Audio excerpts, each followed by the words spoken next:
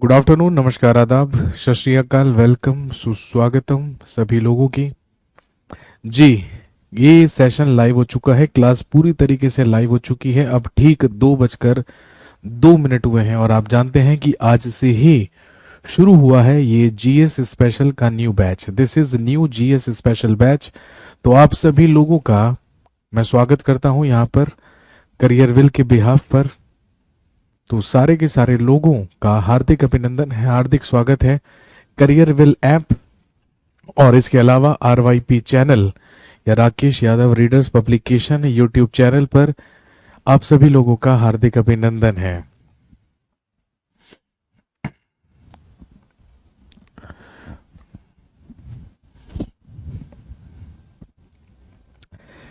जी, तो this is GS special batch जिसमें आपकी एक क्लास ऑलरेडी हो चुकी है। सुबह 11 बजे से लेकर 12:30 बजे तक का जो सेशन था आप सब जानते हैं, उसमें विवेक सर ने आपकी ज्योग्राफी की क्लास ली थी। और यहां पर अब हम बात करेंगे किसके बारे में, हिस्ट्री के बारे में। आप जानते हैं मेरा नाम अभिषेक सुमन है और करियरविल ऐप पर मैं दो सब्जेक्ट्स के साथ डील करता हूं, एक हिस्ट्री और एक पॉलिटी। और आपके इस जीएस स्पेशल बैच में मेरे पास दो ही सब्जेक्ट्स रहेंगे, एक हिस्ट्री का सब्जेक्ट, एक हिस्ट्री रहेगा और एक पॉलिटी रहेगा। और बैच की शुरुआत करने से पहले मैं आपको सबसे पहले ये बता देता हूं कि भाई आप अच्छी तरीके से जानते हैं कि जीएस में, जनरल स्टडीज में या सामान्य अध्ययन में हमें कई सारे सब्जेक्ट्स पढ़ने होते हैं या कई मल्टीपल सब्जेक्ट्स पढ़ने होते हैं, जैसे कि इंडियन हिस्ट्री, जैसे कि इंडियन पॉलिटी, इसके अलावा ज्योग्राफी, इंडियन इकोनॉमी, इसके अलावा जनरल साइंस में फिजिक्स, केमिस्ट्री, बायोलॉजी, इन सभी से मिलकर बना है जनरल स्टडीज जीएस। तो ये सारे के सारे सब्जेक्ट्स इस बैच में आपको करवाए जाएंगे। कहने का मतलब इस जीएस स्पेशल के बैच में करवाया जाएगा हिस्ट्री, पॉलिटी, ज्योग्राफी, इकोनॉमी, ये चार सब्जेक्ट्स और एक जनरल साइंस। जनरल साइंस में इंक्लूडेड होंगे फिजिक्स, केमिस्ट्री, बायोलॉजी, यानी कि ये जो 5 सेक्शंस हैं, ये जो 5 मेजर सब्जेक्ट्स हैं, ये आपको इस जीएस स्पेशल बैच में करवाए जाएंगे। ठीक है। और मैं आपको बता देता हूं, यदि आप एसएससी सीजीएल की तैयारी कर रहे हैं, यानी कि staff selection commission combined graduate level exam की तैयारी कर रहे हैं, और इसके अलावा यदि आप किसी और ग्रेजुएट लेवल एग्जाम की तैयारी कर रहे हैं, तो उस एग्जाम के लेवल तक सारा का सारा जो सिलेबस रहेगा, सारी की सारी जो जीएस रहेगी, वो आपको यहां पर कवर करवाई जाएगी। ठीक है। तो कहने का मतलब, यदि आप किसी वनडे एग्जामिनेशन की तैयारी कर रहे हैं, चाहे वो एसएससी के किसी भी सेगमेंट का एग्जाम हो, चाहे वो सीजीएल का हो, चाहे वो सीएचएसएल का हो, चाहे वो स्टेनोग्राफर का हो, तो उन सारे के सारे एग्जाम्स में ये बैच आपको मदद करेगा। इसके अलावा यदि आप रेलवे की तैयारी कर रहे हैं या फिर आप किसी भी स्टेट सर्विस की तैयारी कर रहे हैं या फिर आप किसी भी स्टेट पुलिस सर्विस की तैयारी कर रहे हैं, जैसे यूपी दरोगा होता है, बिहार दरोगा होता है, ये भी सारे के सारे ग्रेजुएट लेवल के ही एग्जाम होते हैं, जैसे एसएससी सीपीओ का एग्जाम होता है। तो ग्रेजुएट लेवल के जितने भी एग्जाम्स हैं, वो उससे नीचे वाले तो डेफिनेटली वो सारे के सारे कवर होंगे ही, लेकिन ग्रेजुएट लेवल तक के भी जो एग्जाम्स हैं वो सारे के सारे हम इसमें कवर करेंगे। और उसके लिए आप जीएस स्पेशल बैच में आ सकते हैं।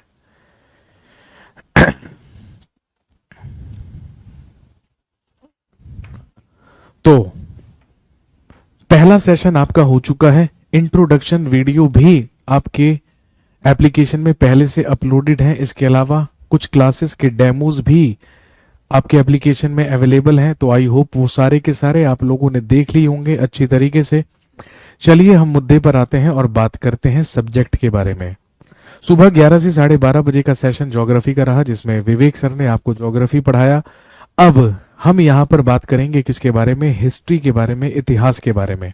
और आप जानते हैं कि यदि हम जीएस को उठाकर देखें, जनरल स्टडीज की बात करें, तो उसमें एक मेन और एक मेजर पार्ट हिस्ट्री का भी होता है।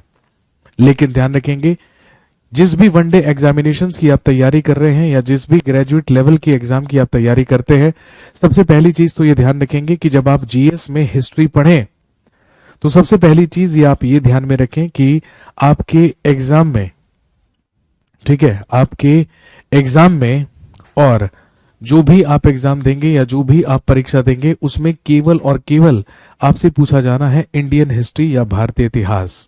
कहने का मतलब आपके सिलेबस में आपके पास पढ़ने के लिए केवल और केवल क्या होना है, इंडियन हिस्ट्री या भारतीय इतिहास। वर्ल्ड हिस्ट्री या विश्व इतिहास आपको नहीं पढ़ना है एज पर योर सिलेबस, क्योंकि किसी भी वनडे एग्जामिनेशन में वर्ल्ड हिस्ट्री नहीं पूछी जाती है। केवल और केवल इंडियन हिस्ट्री आपको तैयार करनी है, इंडियन हिस्ट्री आपको पढ़नी है। ठीक है, आजकल आप सब जानते हैं एसएससी सीजीएल के एग्जाम्स चल भी रहे हैं, तो आप लोग देख रहे होंगे या आप प्रीवियस ईयर्स के एग्जाम्स में भी देखेंगे कि केवल और केवल इंडियन हिस्ट्री से सवाल पूछे जाते हैं, वर्ल्ड हिस्ट्री नहीं पूछी जाती है। तो सबसे पहली चीज तो आप वर्ल्ड हिस्ट्री नहीं करेंगे, आप केवल और केवल क्या पढ़ेंगे, इंडियन हिस्ट्री पढ़ेंगे। चलिए शुरुआत करते हैं और सबसे पहले जानते हैं हिस्ट्री के बारे में, इतिहास के बारे में, और उसमें हमें क्या क्या चीजें पढ़नी है। हालांकि सिलेबस का जो पीडीएफ है वो आपको ऑलरेडी अपलोड करवा दिया गया है और आप देख सकते हैं कि जो पीडीएफ आपको सिलेबस का अपलोड करवाया गया है वही सारे के सारे टॉपिक्स होंगे जो इस बैच में आपको कवर करवाए जाएंगे। तो चलिए हम शुरुआत करते हैं और सबसे पहले बात करते हैं हिस्ट्री की या इतिहास की।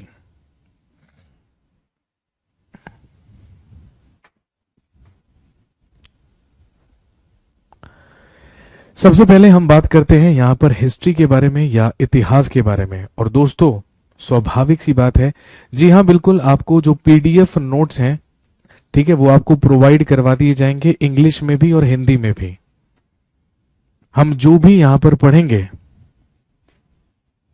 ठीक है, हम जो भी यहां पर पढ़ेंगे उन सब के जो पीडीएफ नोट्स हैं वो आपको अपलोड करवाए जाएंगे इंग्लिश में भी और हिंदी में भी। ठीक है, लेकिन ध्यान रखेंगे एक चीज, और क्या ध्यान में रखेंगे, ये आपको ध्यान में रखना है कि मैं यही चाहता हूं और मैं आपसे यही कहूंगा और आपको यही रेकमेंड करूंगा कि आप कोशिश कीजिए कि यदि आप लाइव क्लास अटेंड करेंगे, यदि आप लाइव क्लास अटेंड करते हैं, भाई देखिए जो पीडीएफ नोट्स हैं वो उन लोगों के लिए होते हैं या वो उन लोगों को इस्तेमाल करने चाहिए जो लाइव क्लास अटेंड नहीं करते हैं या नहीं कर पाते हैं, जॉब करते हैं, पार्ट टाइम कोई काम करते हैं या कुछ भी। लेकिन यदि आपको क्लास भी लाइव अटेंड करनी है और रोज आपको उसी समय लाइव होना जिस टाइम हम लाइव आकर पढ़ा रहे हैं, तो आई वुड रेकमेंड कि फिर तो आपको अपने नोट्स खुद से प्रिपेयर करने चाहिए अपनी नोटबुक्स में। तो बेहतरीन सी अच्छी सी नोटबुक बनाइए और उसमें जो भी आपको करवाया जाए वो साथ साथ लिख कर समझ कर पढ़ते चलेंगे और सारा का सारा जो कंटेंट है वो साथ के साथ तैयार करते चलेंगे। यदि हम यहां पर सिलेबस ड्यूरेशन के बारे में बात करें तो ध्यान रखेंगे जो सिलेबस है वो हम लगभग आपको 4 से 5 महीने में कवर करवाएंगे, लेकिन इस बैच की वैलिडिटी 1 साल तक रहेगी।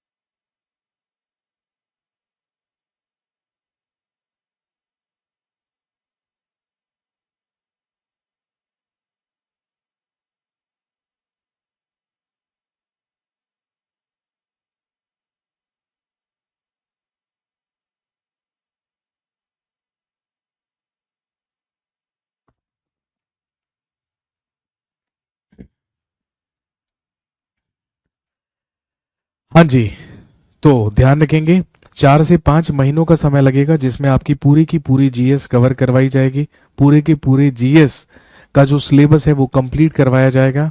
लेकिन इस पूरे के पूरे जीएस स्पेशल बैच के जो वीडियोस रहेंगे वो आपके पास 1 साल तक बने रहेंगे। ठीक है, और वीडियोस की तो आपको टेंशन लेने की जरूरत ही नहीं है और आपको ये पूछने की जरूरत भी नहीं है कि हम कितने दिन में कोर्स कंप्लीट करवाएंगे, क्योंकि आप जानते हैं कि ये जो बैच है ये लाइव प्लस वीओडी बैच है, यानी कि डेली यहाँ पर लाइव क्लासेस तो चलेंगी ही, लेकिन साथ में सारा का सारा कंटेंट आपको वीडियोस के रूप में ऑलरेडी एडवांस में ही दे दिया गया है। तो ये आप पर डिपेंड करता है कि कोर्स कितने दिन में कंप्लीट होता है। यदि आप चाहें 10 दिन में कंप्लीट करना तो आप 10 दिन में कंप्लीट कर लीजिए, जैसे आप नेटफ्लिक्स पर वेब सीरीज कंप्लीट करते हैं, एक रात में ही पूरी की पूरी निपटा देते हैं, वैसे कर लीजिए, क्योंकि आपके पास सारे के सारे वीडियोस अवेलेबल हैं, वीओडीज हैं। और यदि आपको लाइव पढ़ना है, डेली बेसिस पर पढ़ना है, थोड़ा थोड़ा, जिस तरीके से लाइव हम पढ़ाएंगे आपको, तो 4 से 5 महीने का समय लगेगा। वैलिडिटी आपके पास 1 साल तक बनी रहेगी। कहने का मतलब, यदि आज भाई आप जानते हैं 18 अगस्त है, तो आप ये मान के चलिए अगले साल अगस्त तक, यानी कि अगस्त 2022 तक इस बैच की वैलिडिटी आपके पास बनी रहेगी। ठीक है, चलिए हम शुरुआत करते हैं। एक दिन में मिनिमम आपके 2 सेशंस होंगे ही होंगे, 2 क्लासेस होंगी ही होंगी। ठीक है, लेकिन अगर हमें ऐसा लगता है कि भाई ठीक है, हमें और भी क्लासेस रखनी चाहिए, तो आपकी क्लासेस एक दिन में 2 से ज्यादा भी हो सकती हैं, लेकिन मिनिमम 2 जरूर होंगी। यानी कि जीएस मिनिमम 2 स्लॉट्स में डेली होगी। मंडे टू सैटरडे क्लासेस चलेंगी, संडे को छुट्टी रहेगी। बाकी सारी डिटेल्स मैंने आपको बता दी हैं। ठीक है, हम शुरुआत करते हैं सबसे पहले हिस्ट्री के बारे में, सबसे पहले इतिहास के बारे में। और आप जानते हैं कि जैसे ही मैंने यहां पर हिस्ट्री लिखा, जैसे ही यहां पर मैंने इतिहास लिखा, तो भाई सबसे पहली ही बात हमारे जहन में, हमारे दिमाग में क्या आई कि हम किसके बारे में पढ़ने वाले हैं? डेफिनेटली भाई हम अपने पास्ट के बारे में पढ़ने वाले हैं, हम अपने अतीत के बारे में पढ़ने वाले हैं। क्योंकि हिस्ट्री का तो मतलब ही क्या है? हमारे पास्ट से, हमारे अतीत से। यही कारण है कि आजकल जो है ना, स्कूल्स में एनसीईआरटी की किताबें मिलती हैं हिस्ट्री की, भाई उनका नाम ही क्या है? आर पास्ट, हमारे अतीत। यही तो नाम है एनसीईआरटी की किताबों का, हमारे अतीत, आर पास्ट। तो कहने का मतलब यह है कि हम हिस्ट्री में पढ़ते हैं पास्ट के बारे में, अतीत के बारे में, लेकिन इतिहास बेसिकली है क्या? हिस्ट्री है क्या? ध्यान रखेंगे, हिस्ट्री इज अ टेक्स्ट। इतिहास एक ग्रंथ है जो हमें अतीत में घटित हुई घटनाओं के बारे में जानकारी देता है, जो हमें बताता है कि हमारे पास्ट में, हमारे अतीत में क्या घटनाएं घटित हुई हैं, क्या इवेंट्स हुए हैं। और ऐसी जानकारी देने वाले ही एक ग्रंथ को, टेक्स्ट को क्या कहा जाता है? हिस्ट्री कहा जाता है, या इतिहास कहा जाता है। लेकिन महत्वपूर्ण सवाल ये उठता है कि क्या अतीत में घटित हुई सारी की सारी घटनाएं इतिहास होती हैं या हिस्ट्री होती हैं? ऐसा जरूरी नहीं है। और ऐसा जरूरी इसलिए नहीं है क्योंकि ध्यान रखेंगे, इतिहास एक ऐसा ग्रंथ है जो हमें अतीत में घटित हुई उन घटनाओं के बारे में जानकारी देता है जो निश्चित तौर पर घटित हुई हैं, जो डेफिनेटली हुई हैं, और जिनके होने के हमारे पास क्या है? सोर्सेज हैं, हमारे पास स्रोत हैं। तो यदि कोई घटना पास्ट में घटित हुई है और उसके हमारे पास कोई सोर्स ही नहीं है, या उसका कोई हमारे पास स्रोत ही नहीं है, तो आप उसे हिस्ट्री नहीं कह सकते हैं, फिर आप उसे इतिहास नहीं कह सकते हैं। क्योंकि इतिहास वो ग्रंथ है जो अतीत में केवल उन घटनाओं के बारे में जानकारी दे जो निश्चित तौर पर हुई है, डेफिनेटली हुई है। और यदि डेफिनेटली हुई है, तो डेफिनेटली उसके हमें क्या चाहिए? साक्ष्य चाहिए, सोर्सेस चाहिए, प्रमाण चाहिए। ये जो शब्द है हिस्ट्री, ध्यान रखेंगे, ये एक यूनानी शब्द से बना है, एक ग्रीक वर्ड है, या आप कह सकते हैं कि एक यूनानी शब्द है जो क्या कहलाता है? हिस्टोरिया।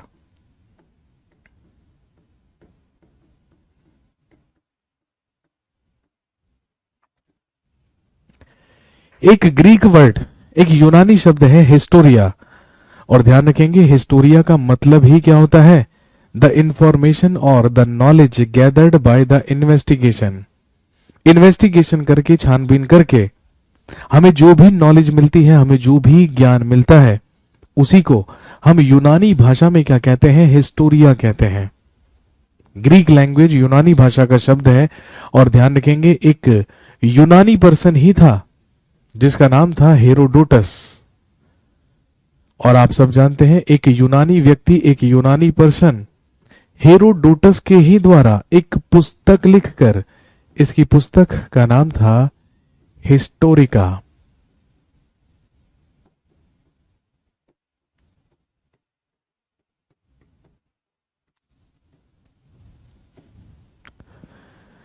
सबसे पहले एक यूनानी पर्सन, एक यूनानी व्यक्ति जिसका नाम था हेरोडोटस, उसी ने एक पुस्तक लिखकर जिसका नाम था हिस्टोरिका, अतीत में घटित हुई घटनाओं के बारे में जानकारी दी थी। और क्योंकि ये काम सबसे पहले किसने किया था, हेरोडोटस ने किया था, इसीलिए ध्यान रखेंगे that Herodotus is known as father of history. हम सब जानते हैं हेरोडोटस को ही तो क्या कहा जाता है, इतिहास का पिता कहा जाता है, इतिहास का जनक कहा जाता है, या फादर ऑफ हिस्ट्री कहा जाता है।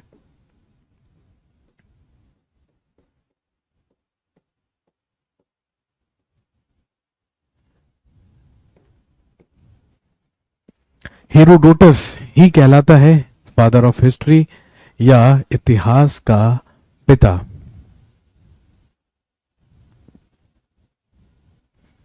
दोबारा समझेंगे, मैंने आपसे कहा कि हिस्ट्री एक टेक्स्ट है, एक ग्रंथ है जो अतीत में घटित हुई उन घटनाओं के बारे में जानकारी देता है जो डेफिनेटली हुई है, जो निश्चित तौर पर घटित हुई हैं, जिनके होने के हमारे पास प्रमाण मौजूद हैं या साक्ष्य या सोर्सेज मौजूद हैं।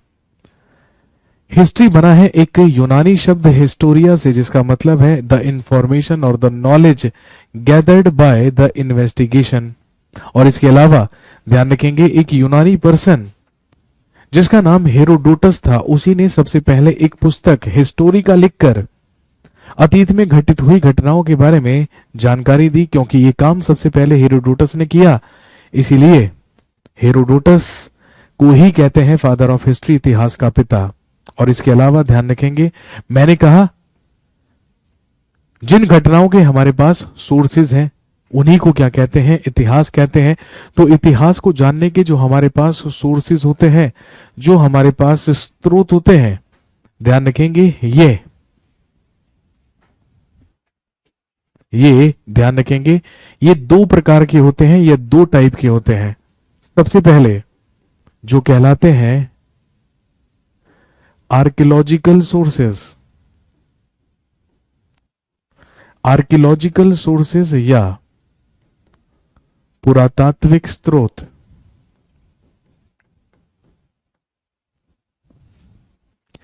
सबसे पहले टाइप के होते हैं आर्कियोलॉजिकल सोर्सेज, जिन्हें आप हिंदी में कह सकते हैं पुरातात्विक स्रोत। और ध्यान रखेंगे आर्कियोलॉजिकल सोर्सेज में या पुरातात्विक स्रोतों में हम इंक्लूड कर सकते हैं किन किन चीजों को, भाई आप जानते हैं हम इनमें इंक्लूड कर सकते हैं उन अवशेषों को जहां से हमें अतीत के बारे में जानकारी मिली, यानी कि वो फॉसिल्स जो हमें अतीत के बारे में बताते हैं। इसके अलावा वो स्मारक यानी कि मॉन्यूमेंट्स, इसी में हम इंक्लूड कर सकते हैं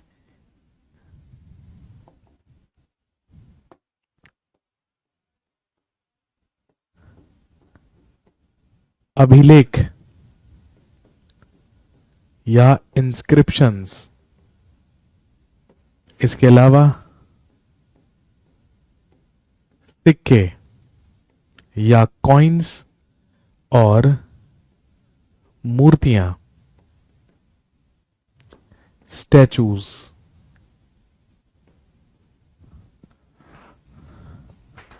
और आप जानते हैं यही सारी की सारी चीजें मिलकर ही क्या कहलाती हैं, आर्कियोलॉजिकल सोर्सेज या पुरातात्विक स्रोत कहलाती हैं, जिसमें हम अवशेषों को शामिल कर सकते हैं, स्मारकों को शामिल कर सकते हैं, अभिलेखों को शामिल कर सकते हैं, सिक्के और मूर्तियों को शामिल कर सकते हैं।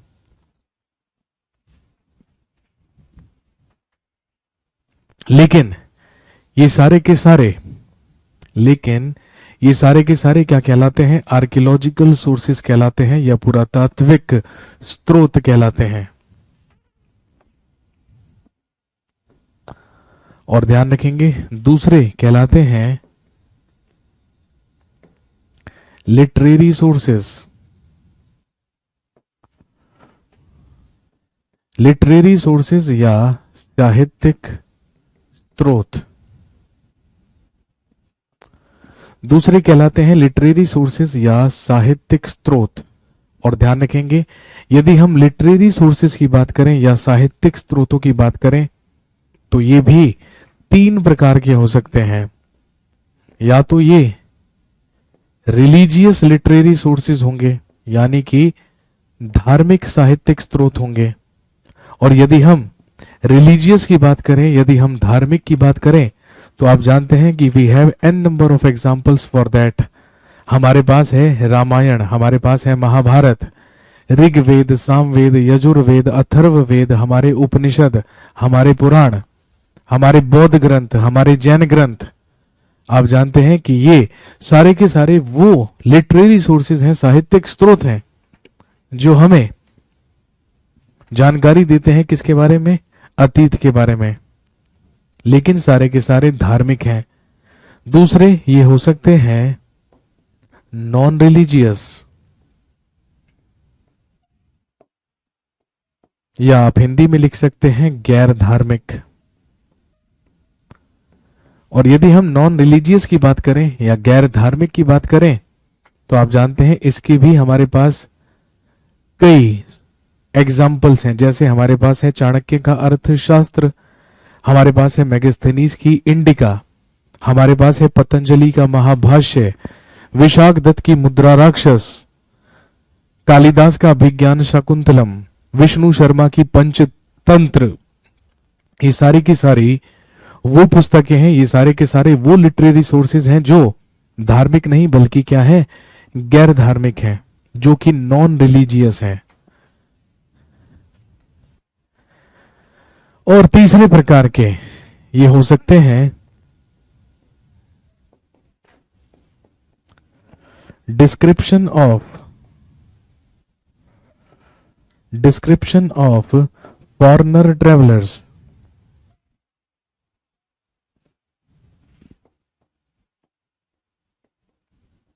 या विदेशी यात्रियों का वर्णन। प्राचीन काल से ही, एंशिएंट पीरियड से ही हमारे देश में समय समय पर कुछ विदेशी ट्रैवलर्स या कुछ विदेशी यात्रियों का आवागमन रहा है। समय समय पर हमारे देश में विदेशी जो ट्रैवलर्स हैं, जो यात्री, वो आते रहे हैं। उन्होंने यहाँ पर आकर कुछ समय स्पेंड किया, कुछ टाइम बिताया, उसके बाद ये लोग वापस लौट गए अपने अपने देशों में। और जब इन्होंने अपने देशों में वापस लौटकर अपने वृत्तांत लिखे, अपने डिस्क्रिप्शंस लिखे, तो उसमें जिक्र किया हिंदुस्तान का, भारत का, इंडिया का, और ये जानकारी दी कि जिस समय ये भारत में आए थे उस समय यहाँ पर क्या चल रहा था, यहाँ की कैसी राजनीतिक, सामाजिक, आर्थिक और धार्मिक स्थिति थी, उन सब का वर्णन किया। ऐसे हमारे पास कई सारे एग्जाम्पल भी हैं। भाई आप जानते हैं गुप्त काल में, आप जानते हैं कि गुप्त काल की यदि हम बात करें, गुप्त काल का सबसे महान राजा हुआ चंद्रगुप्त सेकंड या चंद्रगुप्त द्वितीय। उसी के शासनकाल में 399 ईस्वी में एक प्रसिद्ध चीनी यात्री भारत आया जिसका नाम था फाहियान, जो यहां पर आकर 15 साल तक रहा। इसके बाद पुष्यभूति वंश का सबसे महान राजा हुआ हर्षवर्धन, और आप जानते हैं हर्षवर्धन के शासनकाल में 629 ईस्वी में हुएन सांग नाम का एक प्रसिद्ध चीनी यात्री भारत आया। इसने एक पुस्तक भी लिखी थी सी यू की, और उसमें हर्षवर्धन के समकालीन भारत का वर्णन किया था उसने अपनी पुस्तक में। इसके अलावा जब दिल्ली सल्तनत चल रही थी और तुगलक वंश का सुल्तान मोहम्मद बिन तुगलक शासन कर रहा था, तो आप जानते हैं कि मोहम्मद बिन तुगलक के शासनकाल में 1333 ईस्वी में इब्न बतूता नाम का एक प्रसिद्ध अफ्रीकी यात्री भारत आया मोरक्को से। इसने रेहला नामक पुस्तक लिखी थी जिसे सफरनामा भी कहते हैं, और वर्णन किया था किसके बारे में, और वर्णन किया था उस समय के बारे में और मोहम्मद बिन तुगलक के शासनकाल के बारे में, क्योंकि वो उसी के शासनकाल में आया था। भाई कहने का मतलब ये है, moral of the story is कि यदि अतीत में कोई भी घटना घटित हुई है, यदि अतीत में कोई भी घटना घटित हुई है और उस घटना के घटित होने के हमारे पास दोनों तरीके में से कोई भी एक प्रकार का प्रमाण होता है, यानी कि यदि कोई अतीत में घटित हुई घटना है और वो इन दोनों कसौटियों में से किसी भी एक कसौटी से खरी उतर जाती है, तो आप उसे क्या कह सकते हैं, हिस्ट्री कह सकते हैं, आप उसे इतिहास कह सकते हैं। लेकिन यदि कोई अतीत में घटना घटित हुई और उसका ना हमारे पास आर्कियोलॉजिकल सोर्स है और ना ही हमारे पास लिटरेरी सोर्स है, तो ध्यान रखेंगे, आप अच्छी तरीके से जानते हैं, तो फिर आप उसे हिस्ट्री या इतिहास नहीं कह सकते हैं। फिर वो केवल और केवल क्या कहलाएगा? पास्ट कहलाएगा, केवल और केवल अतीत कहलाएगा। This is the major difference between history and the past. यही तो इतिहास और अतीत में सबसे बड़ा क्या होता है? डिफरेंस होता है, सबसे बड़ा अंतर होता है। यहां तक की बात सबको क्लियर हो चुकी है? प्लीज एक बार बता दीजिए।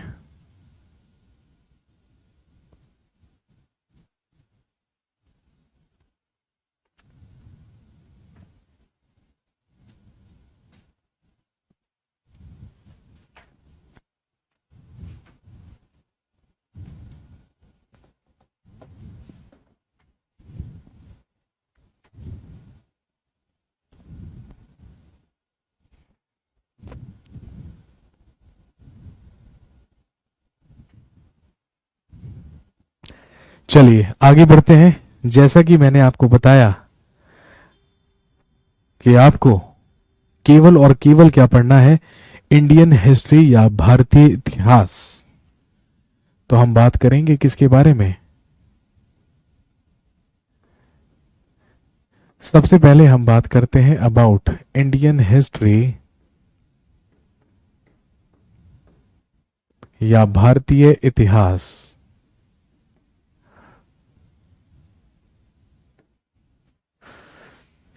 सबसे पहली चीज ध्यान में रखेंगे, आपको इंडियन हिस्ट्री या केवल क्या पढ़ना है?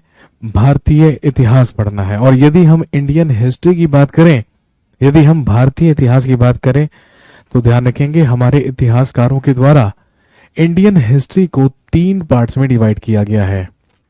Indian history can be divided into 3 major parts. Indian history या भारतीय इतिहास को 3 भागों में विभाजित किया जाता है, जिसमें सबसे पहला पार्ट कहलाता है एंशिएंट इंडिया। क्योंकि हमें एक ही बोर्ड पर, एक ही स्लाइड पर पूरा का पूरा लेआउट बनाना है, इस वजह से मैं यहां पर छोटा लिख रहा हूं, थोड़ा सा मैनेज कीजिएगा प्लीज। लेकिन सारी चीजें बोलकर लिखी जा रही हैं, तो मुझे नहीं लगता है कि कोई दिक्कत होनी चाहिए। सबसे पहला पार्ट कहलाता है एंशिएंट इंडिया, या जिसे आप हिंदी में कह सकते हैं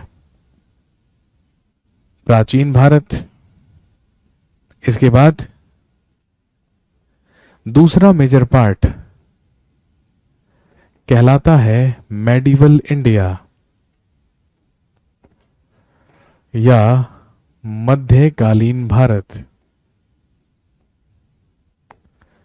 मेडिवल इंडिया या मध्यकालीन भारत। और ध्यान रखेंगे तीसरा मेजर पार्ट कहलाता है मॉडर्न इंडिया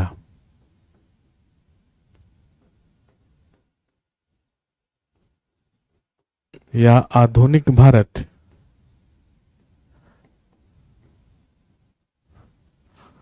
प्राचीन भारत, मध्यकालीन भारत और आधुनिक भारत में डिवाइड किया गया है इंडियन हिस्ट्री को, भारत के इतिहास को। और आप जानते भी हैं, जब हम 6th क्लास में पहुंचे थे, 6th स्टैंडर्ड में पहुंचे थे,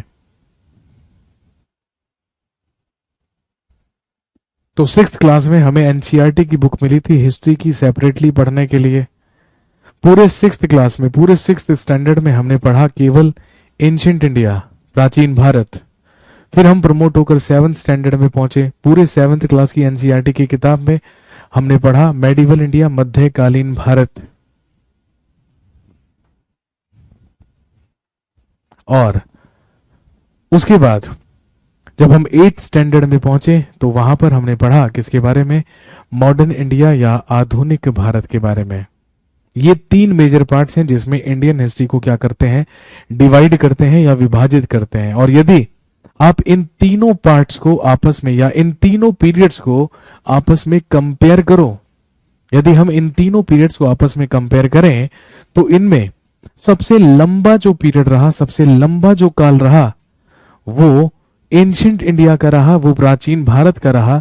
इसीलिए ancient India is further divided into 3 major parts. इसीलिए एंशिएंट इंडिया को, प्राचीन भारत को हम फर्दर 3 मेजर पार्ट्स में क्या करते हैं, डिवाइड करते हैं, जिसमें ध्यान रखेंगे सबसे पहला, जिसमें सबसे पहला कहलाता है, लिखिए pre historic period. Pre historic period, जिसे आप हिंदी में लिख सकते हैं प्रागैतिहासिक काल।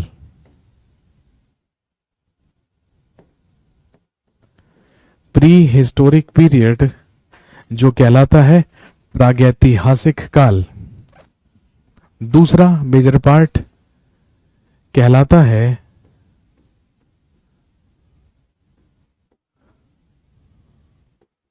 प्रोटो हिस्टोरिक पीरियड या आद्य ऐतिहासिक काल। प्रोटो हिस्टोरिक पीरियड या आद्य ऐतिहासिक काल। और ध्यान रखेंगे तीसरा मेजर पीरियड कहलाता है हिस्टोरिक पीरियड या ऐतिहासिक काल। इन 3 मेजर पार्ट्स में हमने अकेले एंशिएंट इंडिया या प्राचीन भारत को डिवाइड किया है। नोट कीजिए जल्दी से।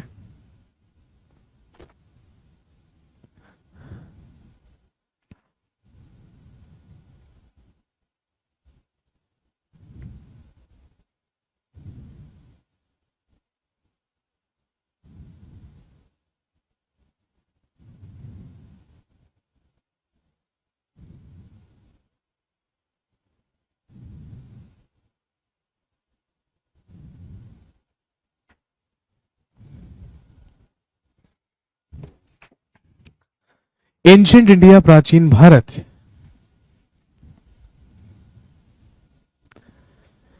तीन पार्ट्स में डिवाइडेड है। इसके 3 पीरियड्स हैं, 3 पार्ट्स हैं। ध्यान रखेंगे सबसे पहला प्री हिस्टोरिक पीरियड, प्रागैतिहासिक काल। दूसरा है प्रोटो हिस्टोरिक पीरियड या आद्य ऐतिहासिक काल। और तीसरा है हिस्टोरिक पीरियड या ऐतिहासिक काल। तीनों में डिफरेंस क्या है, तीनों में अंतर क्या है, सबसे पहले हमें यह समझना है। प्री हिस्टोरिक पीरियड या प्रागैतिहासिक काल वो समय है, वो काल है जिसके हमारे पास अवशेष तो हैं लेकिन कोई भी रिटन सोर्स नहीं है, कोई भी लिखित साक्ष्य नहीं है। कहने का मतलब ये उस समय की बात है जब मनुष्य के अंदर सभ्यता नाम की कोई चीज नहीं थी, उसके द्वारा लिपियों का भी आविष्कार नहीं किया गया था। Man use to be a hunter that time. मनुष्य उस समय केवल एक शिकारी हुआ करता था, एक हंटर हुआ करता था। और ध्यान रखेंगे खाना बदोशों की जगह जगह बदल बदल कर रहा करता था। मेनली वो केव शेल्टर्स में और नदियों के किनारे रहा करता था। पत्थरों के बड़े बड़े औजार बनाकर जानवरों का शिकार किया करता था। उसके द्वारा आग का आविष्कार तो कर लिया गया था लेकिन आग के इस्तेमाल के बारे में उसे कोई जानकारी नहीं थी। और इसीलिए यही कारण है उसको हमने कहा है प्री हिस्टोरिक पीरियड, प्रागैतिहासिक काल, क्योंकि उस समय के, उस काल के हमारे पास अवशेष हैं लेकिन कोई भी रिटन सोर्स नहीं है, कोई भी लिखित साक्ष्य नहीं है। लेकिन यदि हम प्रोटो हिस्टोरिक पीरियड की बात करें, यदि हम आद्य ऐतिहासिक काल के बारे में बात करें तो ध्यान रखेंगे आद्य ऐतिहासिक काल या प्रोटो हिस्टोरिक पीरियड वो पीरियड है जिसके हमारे पास अवशेष भी हैं और रिटन सोर्सेज भी हैं, लिखित साक्ष्य भी हैं। और जितने भी लिखित साक्ष्य हमें मिले हैं उन्हें आज तक भी पढ़ा नहीं जा सका है। They are still unidentified. उन्हें आज तक भी पढ़ने में सफलता हासिल नहीं की गई है। कहने का मतलब मनुष्य ने लिपियों का आविष्कार कर लिया था, लिखना शुरू कर दिया था, लेकिन अपनी लिपियों में लिखा क्या ये हम आज तक आइडेंटिफाई नहीं कर पाए, हम आज तक नहीं समझ पाए। क्योंकि यदि उसने अल्फाबेट्स या अक्षरों का इस्तेमाल किया होता तो शायद हम डिकोड कर लेते, लेकिन मनुष्य उस समय भाव चित्रात्मक लिपि का इस्तेमाल किया करता था। उस समय जो लिपि मनुष्य इस्तेमाल करता था वो चित्र बना बना कर लिखी जाती थी, उसमें पिक्टोग्राफ्स का इस्तेमाल किया जाता था, तो वो एक भाव चित्रात्मक लिपि हुआ करते थे। यही कारण है शायद कि उसे हम आज तक भी आइडेंटिफाई नहीं कर पाए हैं। यहां पर बहुत सारे लोग मुझे कमेंट कर रहे हैं कि आप कमेंट क्यों नहीं पढ़ रहे हैं। मैं हर एक कमेंट को पढ़ रहा हूं यहां पर, ठीक है ना। लेकिन आपको पता है ये सेशन आपको हिस्ट्री का इंट्रोडक्शन और एक ओवरव्यू देने के लिए है, आपसे गुफ्तगू और बातें करने के लिए बिल्कुल नहीं है। अब एक बारी में एक ही काम हो सकता है, क्योंकि मुझे भगवान ने एक ही मुंह दिया है और एक ही जबान। अब एक बारी में एक ही काम हो सकता है कि या तो मैं आपको समझा सकता हूं, या तो मैं आपको पढ़ा सकता हूं, सारे के सारे कॉन्सेप्ट्स क्लियर कर सकता हूं, या फिर मैं यहां पर आपको ये जवाब दे सकता हूं कि हाँ भैया आप लाइव हैं, या फिर मैं आपके नाम ले सकता हूं, है ना, या फिर मैं आपकी बातों का जवाब दे सकता हूं। अब आप खुद सोचिए, जब आप कमेंट ही ऐसे करेंगे कि क्या मैं लाइव हूं, क्या मैं आपको लाइव दिख रहा हूं, तो आपको लगता है कि इसका जवाब मुझे देना चाहिए। आप खुद बताइए, आप खुद सोचिए। यहां पर जितने भी लोग कमेंट कर रहे हैं, है ना, यहां पर जितने भी लोग कमेंट कर रहे हैं, भले ही वो तारीफ लिखकर भेज रहे हो, भले ही वो गुड आफ्टरनून लिखकर भेज रहे हो, भले ही वो गाली लिखकर भेज रहे हो, वो कुछ भी लिखकर भेज रहे हो, मुझे सब नजर आ रहा है। मेरे सामने स्क्रीन है जिसमें सारी की सारी चीजें मुझे नजर आ रही हैं, मुझे दिखाई दे रही हैं, ठीक है। लेकिन जब मैंने अभी आपको पढ़ाना शुरू ही नहीं किया, तो आप खुद सोचिए कि फिर डाउट किस चीज का है। आप कह रहे हैं कि सर डाउट बताइए। बेटे डाउट तो मैं आपको तब बताऊंगा जब मैं पढ़ाना शुरू करूंगा। अभी तो मैंने पढ़ाना शुरू ही नहीं करा, अभी तो मैं आपको सिर्फ ये बता रहा हूं कि हमें पढ़ना क्या क्या है। और अगर आपको पढ़ना क्या क्या में ही डाउट होने लगा है, तो फिर तो भैया गाड़ी बहुत ही ज्यादा आउट ऑफ ट्रैक चल रही है, उसे जल्दी से ट्रैक पर लाइए। आप लोगों को फेसबुक, इंस्टाग्राम और व्हाट्सएप की वजह से इतनी गंदी आदत पड़ चुकी है ना, हर चीज में कमेंट करने की, है ना, हर चीज पे कुछ ना कुछ लिख कर भेजने की, कि आप उसी आदत को यहां पर भी इंप्लीमेंट कर रहे हैं, है ना। लेकिन उस चीज को यहां पर इंप्लीमेंट करने की जरूरत नहीं है। आप बेवजह यहां पर कमेंट कर करके थक जाएंगे, थकते रहेंगे, लेकिन उस चीज का क्या फायदा। ये लाइव क्लास है पूरी तरीके से, इसीलिए मैंने आपको बताया था, जब जैसे ही क्लास लाइव हुई थी मैंने आपसे कहा था ना 2:02 हो चुके हैं और तारीख 18 अगस्त 2021 की है, तो आपको उसी से पता चल जाना चाहिए कि ये लाइव क्लास है। और रही बात गुफ्तगू करने की, मुझसे बात करने की, अपने सवाल पूछने की, वो सवाल जिनका टॉपिक से कोई संबंध नहीं है, तो मैंने आपको बताया हुआ है, उसके लिए फेसबुक और इंस्टाग्राम का इस्तेमाल कीजिए, ठीक है। आप मेरे फेसबुक पेज पर जाकर मुझे मैसेज छोड़िए, मैं जैसे ही फ्री होता हूं, फ्री होते ही मेरा सिर्फ यही काम होता है कि मैं फेसबुक और इंस्टाग्राम पे जाकर रिप्लाई करता हूं लोगों को, ठीक है। तो यदि आपको कोई भी बात करनी है, या कोई भी परेशानी है, या कुछ भी संदेश मुझ तक पहुंचाना है, आप मेरे फेसबुक पेज पर जाइए, ठीक है। ये लीजिए, आज के आज ही ये काम कर लीजिएगा। इससे दो फायदे होंगे, आपको ये फायदा होगा कि आप मुझसे इंटरेक्शन कर पाएंगे, और मुझे ये फायदा होगा कि मेरे फॉलोवर्स थोड़े से और बढ़ जाएंगे, ठीक है। मेरा फेसबुक पेज आपको मिलेगा अभिषेक सुमन सर के नाम से, ठीक है। जिसकी कोई भी जो भी क्वेरी हो, जिसकी जो भी शिकायत हो, जिसकी जो भी परेशानी हो, वो यहाँ पर लिख कर भेजिए। अभिषेक सुमन सर के नाम से मेरा आपको एफबी पेज मिलेगा। और यदि इंस्टाग्राम की बात करें तो मेरा जो इंस्टाग्राम का प्रोफाइल है वो आपको मिलेगा अभिषेक_सुमन_हिस्ट्री के नाम से। अभी के अभी सर्च कर लीजिए, फटाफट से फॉलो मार लीजिए, उसके बाद मैसेज कर देना जैसे ही मैं फ्री होऊंगा, ठीक है। आपके मैसेजेस के मैं बाकायदा रिप्लाई करूंगा, ये मेरा वादा रहा आपसे, ये मेरा वादा रहा। लेकिन यहां पर, ठीक है, आप कोशिश कीजिए कॉपरेट करने की और डिस्टर्ब ना करने की।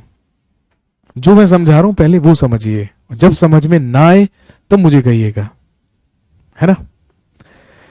चलिए, तो मैंने कहा कि प्री हिस्टोरिक पीरियड वो पीरियड है जिसके अवशेष हैं लेकिन रिटन सोर्सेज नहीं है, लिखित साक्ष्य नहीं है। प्रोटो हिस्टोरिक पीरियड आद्य ऐतिहासिक काल वो समय है जिसके हमारे पास अवशेष भी हैं, रिटन सोर्सेज भी हैं, लेकिन जितने भी रिटन सोर्सेज हमें मिले हैं उन्हें पढ़ा नहीं जा सका है।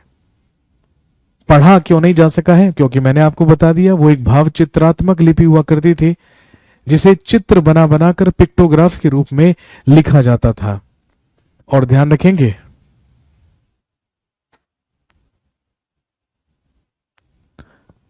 यदि हिस्टोरिक पीरियड की बात करें, ऐतिहासिक काल की बात करें, तो हिस्टोरिक पीरियड ऐतिहासिक काल वो समय है जिसके हमारे पास अवशेष भी हैं, रिटन सोर्सेज भी हैं, लिखित साक्ष्य भी हैं, और सारे के सारे लिखित साक्ष्यों को, सारे के सारे रिटन सोर्सेज को पढ़ भी लिया गया है। उसको कहते हैं हम हिस्टोरिक पीरियड।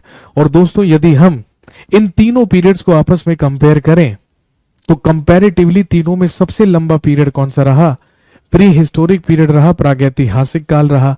इसीलिए that prehistoric period is further divided into 2 ages, एक जो कहलाता है स्टोन एज, एक कहलाता है पाषाण युग, और एक कहलाता है कॉपर एज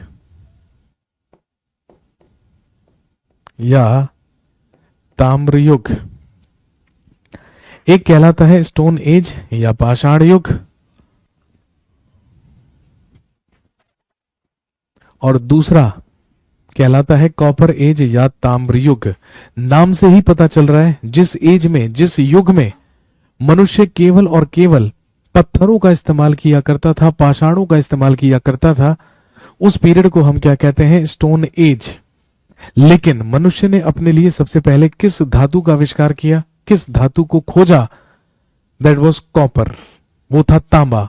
और जब पत्थरों के साथ साथ मनुष्य के द्वारा तांबे का भी इस्तेमाल किया जाने लगा तो we entered into copper age, या जिसे चालकोलिथिक पीरियड भी कहते हैं, जिसे ताम्र पाषाणिक या ताम्र पाषाण काल भी कहते हैं।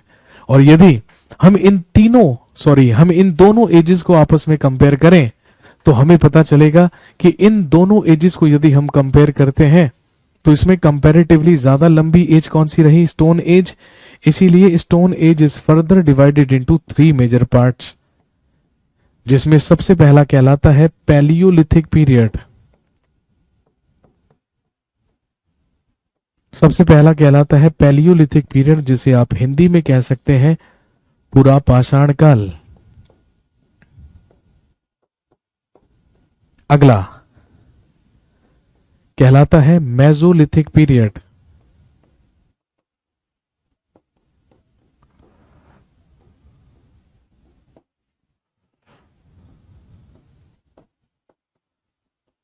या मध्य पाषाण काल। और तीसरा मेजर पार्ट कहलाता है नियोलिथिक पीरियड, या हिंदी में आप लिख सकते हैं नव पाषाण काल।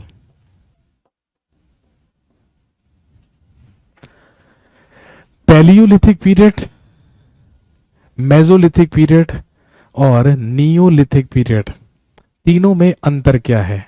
सबसे पहली चीज तो ध्यान में रखेंगे, पैलियोलिथिक पीरियड। पैलियोलिथिक पीरियड वो पीरियड है, पूरा पाषाण काल वो पीरियड है जिसमें मनुष्य के द्वारा आग का आविष्कार किया गया था। यही वो पीरियड है जिसमें मनुष्य एक शिकारी हुआ करता था और एक फूड गैदरर, एक भोजन संग्राहक के रूप में काम किया करता था, जिसका उद्देश्य जानवरों का शिकार करना और अपने लिए भोजन इकट्ठा करना हुआ करता था। लेकिन जैसे जैसे ह्यूमन ब्रेन की डेवलपमेंट हुई, जैसे जैसे मानव मस्तिष्क का विकास हुआ, तो ध्यान रखेंगे इन मेसोलिथिक पीरियड, तो मध्य पाषाण काल में मैन स्टार्टेड डोमेस्टिकेशन, तो मनुष्य के द्वारा पशुपालन की शुरुआत कर दी गई या डोमेस्टिकेशन शुरू कर दिया गया। और जिस पीरियड में मनुष्य ने पशुपालन शुरू किया उसी को हम कहते हैं मेसोलिथिक पीरियड या मध्य पाषाण काल। लेकिन धीरे धीरे मानव मस्तिष्क का और विकास हुआ, और जिस पीरियड में मैन स्टार्टेड एग्रीकल्चर, जिस पीरियड में मनुष्य के द्वारा कृषि की शुरुआत की गई, उसी को क्या कहा जाता है? नियोलिथिक पीरियड कहा जाता है या नवपाषाण काल कहा जाता है। That period is known as neolithic period या नवपाषाण काल।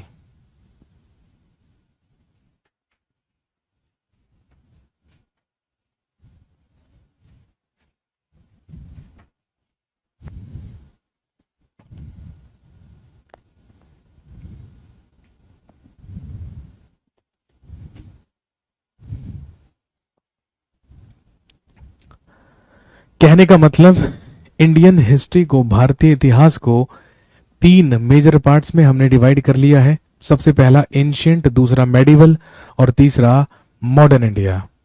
Ancient itself is divided into three major parts, prehistoric, protohistoric and historic period. उसके बाद prehistoric period is divided into two ages, एक है स्टोन एज और एक है कॉपर एज, और stone age is further divided into three major parts, that is palaeolithic period, mesolithic period and neolithic period. लगभग हमने आधा बोर्ड भर लिया है और लगभग हमने 40-45 मिनट बात भी कर ली है, लेकिन अभी तक मैंने कहीं पर भी कोई तारीख नहीं लिखी है, कोई डेट नहीं लिखी है। और आप जानते हैं तारीखों के बिना तो इतिहास अधूरा है, क्योंकि हमें ये तो समझ में आ रहा है, हमें ये तो समझ में आ रहा है कि हम बहुत पुरानी बात कर रहे हैं, लेकिन एग्जैक्टली हम कितनी पुरानी बात कर रहे हैं ये हमें तब तक समझ में नहीं आएगा जब तक हम यहां पर इन पीरियड्स में, इन कालों में तारीखों का इस्तेमाल नहीं करेंगे। तो हम सबसे पहले ये समझते हैं कि हमें डेट्स या तारीखों का इस्तेमाल किस तरीके से यहां पर करना है। आप जानते हैं कि अभी वर्ष 2021 से चल रहा है। हम जानते हैं कि अभी चल रहा है वर्ष 2021, और यदि हम कहें कि आज 2021 चल रहा है तो ये किस कैलेंडर के अनुसार चल रहा है? आप जानते हैं this is known as Gregorian calendar. इसे ग्रेगोरियन कैलेंडर कहा जाता है, जो ईसाइयों के द्वारा बनाया गया कैलेंडर है। और जानते हैं कि ये चलता है किस के जन्म के आधार पर? ये चलता है जीसस क्राइस्ट या ईसा मसीह के जन्म के आधार पर, क्योंकि ईसाइयों के द्वारा यह माना गया है कि जब जीसस क्राइस्ट का जन्म हुआ था, बस उसी के बाद से कैलेंडर की शुरुआत हुई, जिसे ग्रेगोरियन कैलेंडर कहा जाता है। और आप जानते हैं उसके बाद ग्लोबली या पूरे के पूरे विश्व में फॉलो ही किसको करते हैं? ग्रेगोरियन कैलेंडर को करते हैं। कहने का मतलब यदि आज 2021 है तो भाई कभी 1000 ईस्वी भी तो रहा होगा, कभी 500 ईस्वी भी तो रहा होगा, कभी 100 भी तो रहा होगा, कभी 0 भी तो रहा होगा।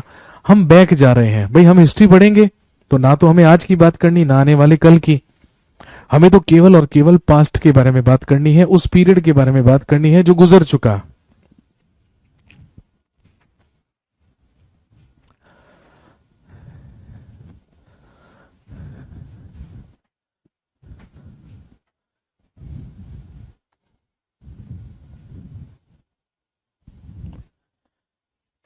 तो ध्यान रखेंगे 2021 से हम लगभग 1000 साल पहले चले गए तो 1000 में पहुंच गए, उससे पहले हम 500 में पहुंच गए, उससे पहले हम 100 में पहुंच गए, और 100 से पहले हम पहुंच गए 0 में। यही जो 0 है, यही वो समय है जब जन्म हुआ किसका?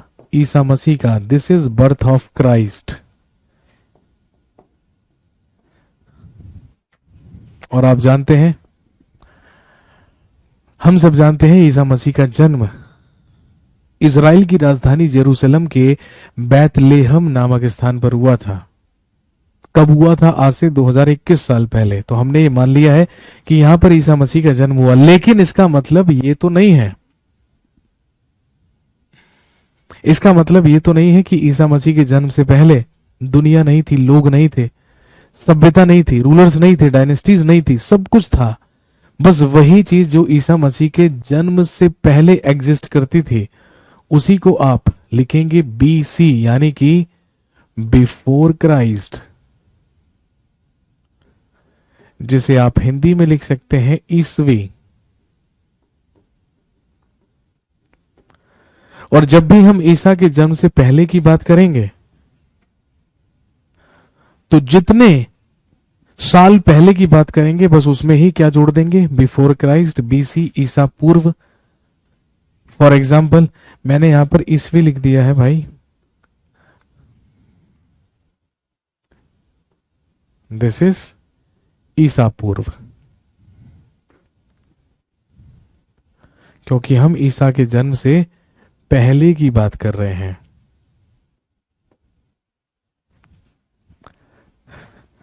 तो हम जितनी भी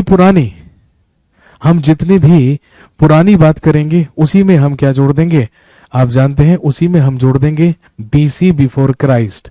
कहने का मतलब यदि हम कहेंगे ईसा के जन्म से 100 साल पहले तो हम उसे लिखेंगे 100 बीसी, यही लिखेंगे। यदि हम कहेंगे ईसा के जन्म से 500 साल पहले उसको हम लिखेंगे 500 बीसी। ईसा के जन्म से 1000 साल पहले उसे आप लिखेंगे 1000 बीसी। ईसा के जन्म से 2500 साल पहले उसे लिखेंगे 2500 बीसी। ईसा के जन्म से अनिश्चित साल पहले, या आप कह लीजिए 5 लाख साल पहले, वो हो जाएगा 5 लाख बीसी, है ना, यही होगा। क्योंकि जितना आगे बढ़ते रहेंगे वहां पर बीसी का इस्तेमाल करते रहेंगे।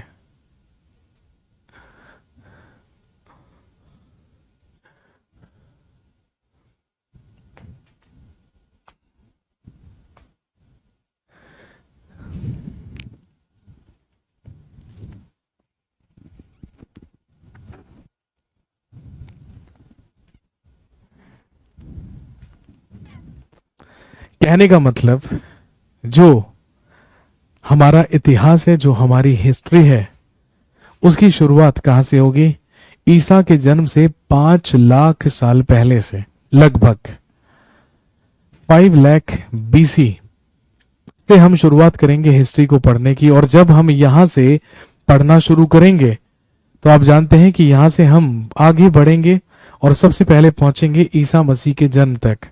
और जब तक ईसा मसीह के जन्म तक हम नहीं पहुंचेंगे तब तक आप देख सकते हैं कि सारी की सारी जो तारीखें हैं वो इंक्रीजिंग ऑर्डर में नहीं बल्कि डिक्रीजिंग ऑर्डर में चलेंगी, यानी कि वो घटते हुए क्रम में चलेंगी, बढ़ते हुए क्रम में नहीं।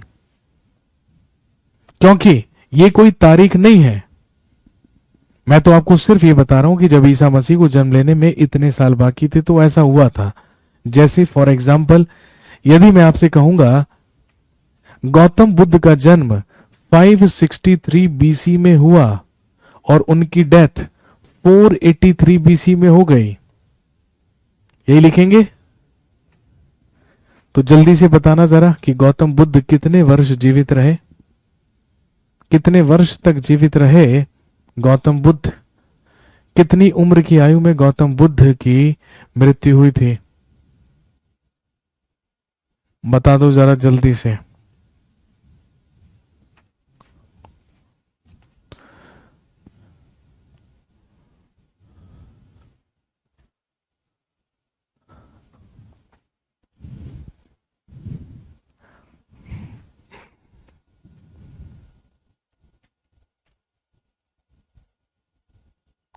कमाल हो गया, इस क्वेश्चन का भी आंसर गलत कैसे हो सकता है या कैसे कोई दे सकता है। भाई आप 483 से 563 तक जाओ या 563 से वापस 483 आओ, आपको कितना चलना है, 80। तो मुझे समझ में नहीं आ रहा कि यहां पर लोग 20 भी उत्तर कर रहे हैं, 120 भी उत्तर कर रहे हैं, ठीक है। और एक तो पता नहीं कोई एकेडमी का ही चैनल बनाकर बैठा है, वो पता नहीं क्या लिख रहा है, कुछ भी, मतलब एक 30 साल लिख रहे हैं भाई साहब। इसका मतलब जीएस से ज्यादा कमजोर आपकी मैथमेटिक्स है। पहले आप मैथमेटिक्स का बैच ले लो, पहले आप राकेश सर की शरण में जाओ, हमारी शरण में तो बाद में आना। क्योंकि जब आपसे इतनी सी कैलकुलेशन नहीं हो पा रही, अरे भाई 483 से 563 जाओ या 563 से 483, ट्रेवल तो डिस्टेंस तो 80 ही रहेगा, 80 ईयर्स। बिल्कुल ऐसे ही जैसे हम लिखेंगे महावीर स्वामी का जन्म 540 बीसी में हुआ और उनकी मृत्यु 468 बीसी में हो गई। जरा बताना महावीर स्वामी कितने वर्ष जीवित रहे?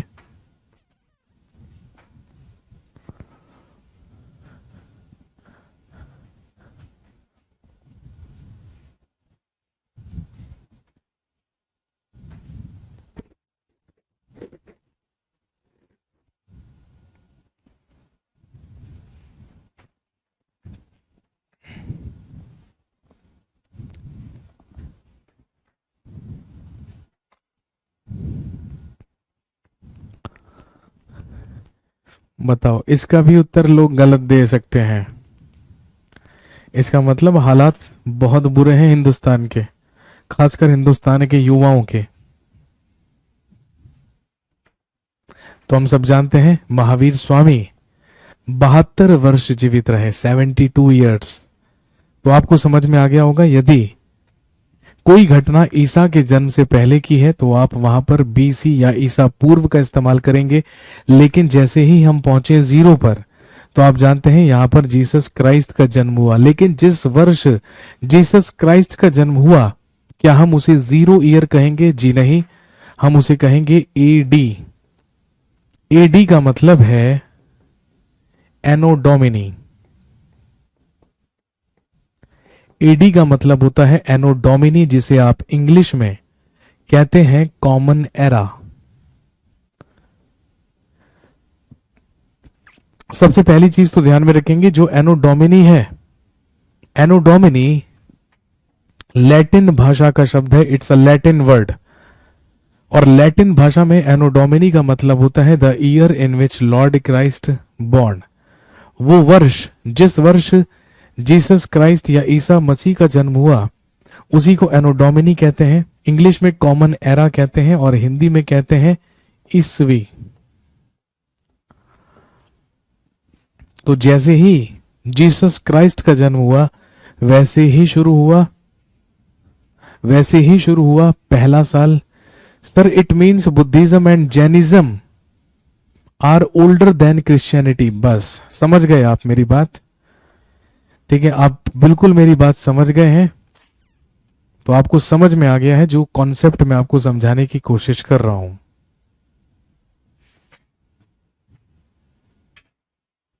कहने का मतलब, यदि ईसा के जन्म से भी 563 साल पहले गौतम बुद्ध का जन्म हुआ है, तो बुद्धिज्म क्रिश्चियनिटी से पुराना है। बिल्कुल सही।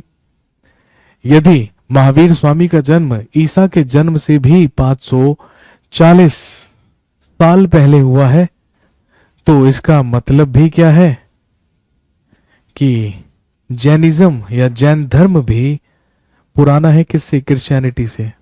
बिल्कुल यही निष्कर्ष निकल कर आता है।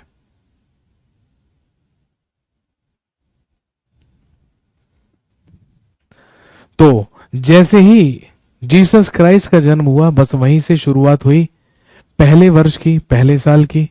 और आप अच्छी तरीके से जानते हैं, अब जितनी भी तारीखें चलेंगी वो सब चलेंगी इंक्रीजिंग ऑर्डर में, बढ़ते हुए क्रम में, क्योंकि अब कॉमन एरा चलेगा, क्योंकि अब कॉमन एरा की शुरुआत हो चुकी है।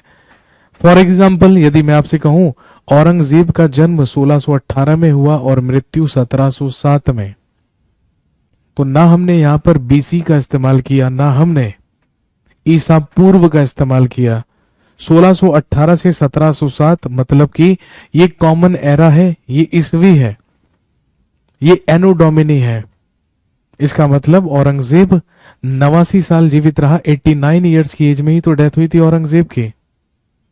कहने का मतलब है ये कॉमन एरा है और यहां पर तारीखें घटेंगी नहीं बल्कि बढ़ेंगी, बल्कि इंक्रीजिंग ऑर्डर में चलेंगे। क्लियर हो गई बात? अगली चीज, यदि हम इसे कॉमन एरा कह सकते हैं, सीई कह सकते हैं, तो ध्यान रखेंगे इसे आप बीसीई भी लिख सकते हैं, बिफोर कॉमन एरा। तो आप इसे बिफोर कॉमन एरा भी लिख सकते हैं, बीसीई। आई होप अब आपको समझ में आ गया होगा कि हमें तारीखों का इस्तेमाल कैसे करना है।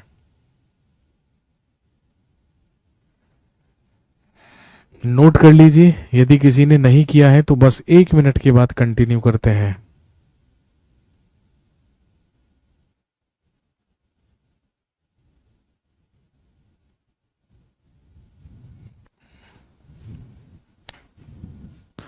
YouTube पर आने वाले कमेंट्स तो देखकर ही भाई साहब हंसी आ रही होती है। और आप लोगों को YouTube पर कमेंट करते हुए देखकर मेरे को ये बात रियलाइज होती है और ये समझ में आता है कि भाई साहब हिंदुस्तान में जो युवा हैं बेचारे, उनकी हालात कितने ज्यादा बद से बदतर हो चुके हैं। मैं देख रहा हूं यहां पर, ठीक है, यहां पर किसी को YouTube पर तो खासकर किसी को भी पढ़ने से कोई मतलब नहीं है, किसी को भी। ठीक है, लड़कों का उद्देश्य है कि यहां पर जितने भी लड़की के नाम से या जितने भी लड़की के चैनल या लड़की के नाम से कमेंट्स आ रहे हैं उन्हें क्या करें, रिप्लाई करें। लड़कों का उद्देश्य केवल ये है।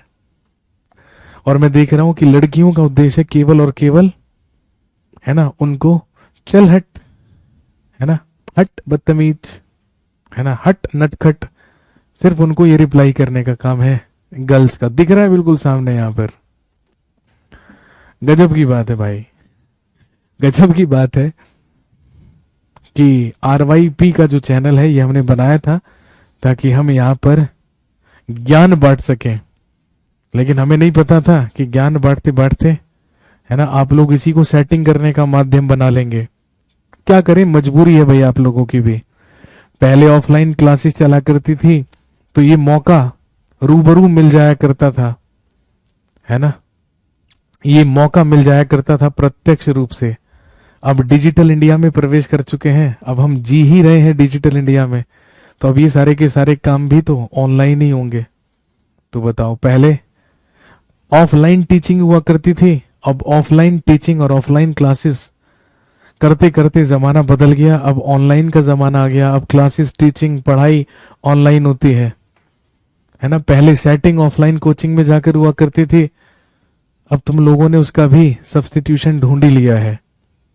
मैं देख रहा हूं यहां पर, है ना, सीरियसली मैं बड़ी देर से देख रहा हूं यहां पर, ठीक है, जो लड़के हैं उनका इंटरेस्ट है केवल और केवल लड़कियों को मैसेज करने का, और जो लड़कियां हैं उन्हें इंटरेस्ट है केवल और केवल उस पर प्रतिक्रिया देने का, उस पर रिएक्ट करने का। भगवान तुम्हारा भला करे भाई, और क्या चाहिए, है ना, और क्या चाहिए। YouTube चैनल पर आकर फ्री में अगर इतनी फैसिलिटीज मिल जा रही हैं तो मैं जो पढ़ा रहा हूं ना, ठीक है, ये तो एडिशनल ही है। इसका मतलब ये तो आइसिंग ऑन द केक है, ये तो केक पर आइसिंग का काम कर रहा हूं मैं। केक तो आपको ऑलरेडी, है ना, यहां पर लाइव आकर ही मिल चुका है। चलिए भाई, ऑल द बेस्ट, लगे रहिए, भगवान आपको सफलता दे जल्दी से जल्दी।